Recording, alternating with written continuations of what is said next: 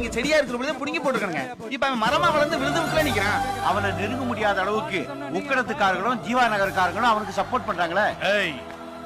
அவர்ல இருக்கிறவனை எதிர்த்தா என்ன ஆகுன்னு காட்டுங்கடா. கரண்ட், தண்ணி, ரேஷன் எல்லாமே கட் பண்ணுங்க. தலைவர் இப்படி பண்ணா வர இடைத்தேர்தல் எவனும் ஓட்டு போட மாட்டான். அதெல்லாம் நாமளே போட்டுக்கலாம். அப்போ என்ன பண்ணலான்றீங்க? அதை எதிர்த்து நிற்க நமக்கு ஒரு சூப்பர் பவர் வேணும், அசாதாரண இன்டெலிஜென்ஸ் வேணும், சாகாத ஒரு மனுஷன் வேணும். சாகாத மனுஷனா? அப்படி ஒருத்தன் இருக்கானா என்ன?